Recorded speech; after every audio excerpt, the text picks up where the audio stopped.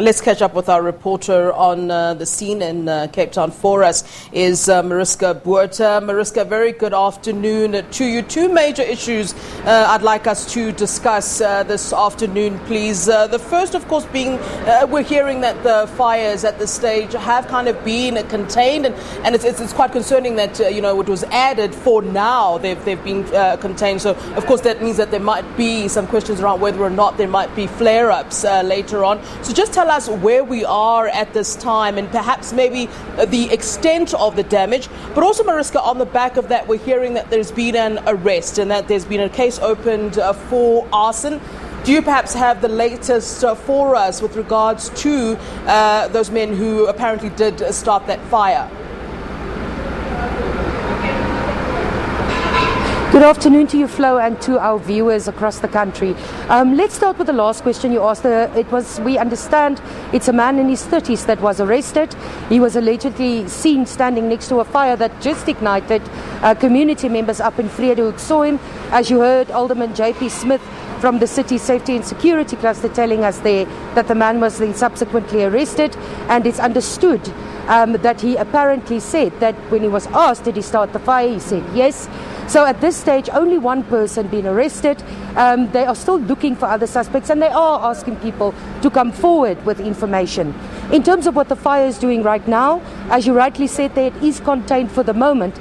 But as I asked Arlene Weir, who's the incident commander of this massive fire, contained just means that there's no new fires at the moment, but the wind is still blowing, and that could change at any minute, which makes a fire like this extremely dangerous.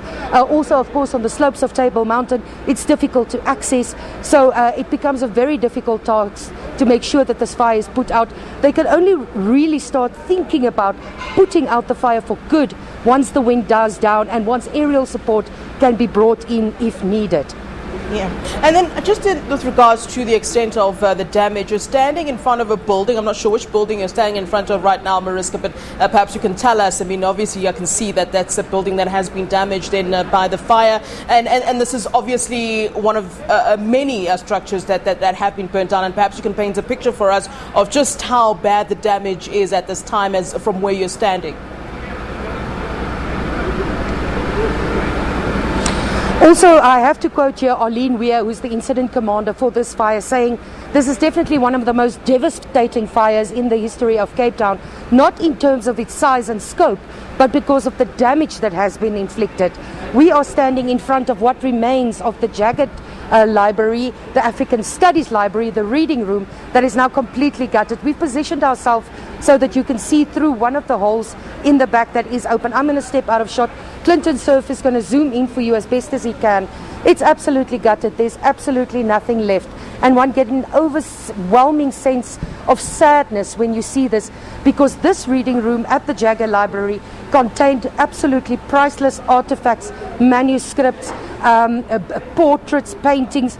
And we heard from Mayor Dan Plater earlier. He said that the damages could run into the tens of millions, and some of the artifacts that were housed in this building could never ever be replaced.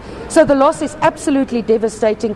We also saw the Mustard Mill going up in flames, South Africa's oldest mill. It's a heritage building dating back from the 1700s. That is gone. The residences here damaged. As we drove in, we saw the Pearson's building as well. The roof is completely gone. And the aesthetic of UCT is that of a Roman village. And to see it gutted like this is absolutely very, very sad, because it's such a beautiful part of architecture of Cape Town, but also one of the foremost universities on the African continent. Now, as you can also see there, you can see in the background, you'll see some sort of foam falling down. There are firefighters still busy dousing here at the Jagger Library, trying to contain the material that's still smoldering inside. A lot of paper, a lot of there's portraits, so it would be oil and paint that's involved there. So there's very much a risk that it could flare up again. So they're making absolutely sure that this fire at least is contained. We understand that some of the material in this library has been digitized already, but some has not. So the extent of the loss here will only be determined within the next few days or even a week to get an understanding of what's going on here. Any student who wanted to enter here to study here could only do so if they had their student card and material to make notes with, so they couldn't even bring backpacks in. That's how valuable the university saw this building and the material that's inside. So absolutely devastating.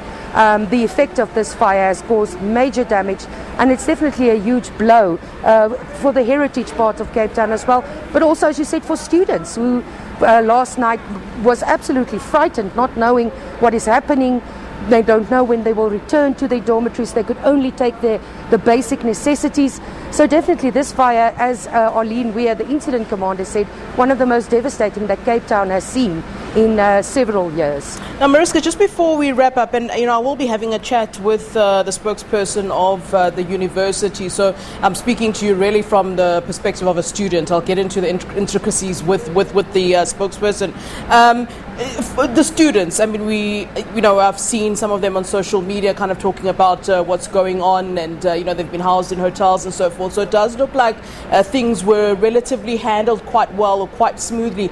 Any word from the students? I mean, I think you're closer to them in terms of perhaps some of the, the stress impact of what's just happened. I mean, I suppose some of the trauma will later be felt, but I just wonder, what are some of those students that you have maybe spoken to saying about this? I mean, the fact that a historic building like this, the Jacob Library, as you mentioned, really being gutted like this, it must be quite traumatic for those students.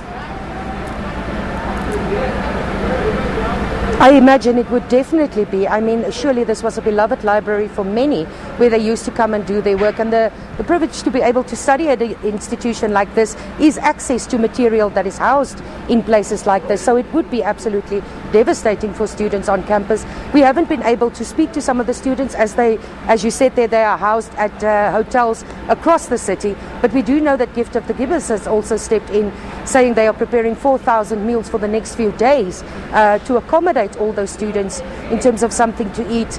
But we understand that it went fairly well in terms of finding accommodation for the students.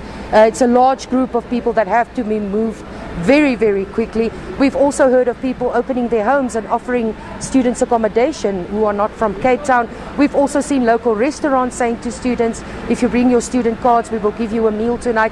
So certainly there has been a major outpouring from residents, businesses and aid organizations across Cape Town to assist those students in this terrible time. And I was thinking to myself a little bit earlier, if you are asked to leave your place of residence, what do you take with you? The officials say you must take documentation, your ID, passports if needed, your cell phone, things like that. But I think it's an absolutely horrific moment in one's life when you are told evacuate and take only the necessary. Yeah. So certainly there are people across Cape Town, at this part of Cape Town, that are absolutely traumatized, certainly for the next foreseeable future. All right, Mariska, thank you so very much for that report. Mariska Botha for us outside the Jacob Library that was sadly burnt down due to those fires that started then on Table Mountain in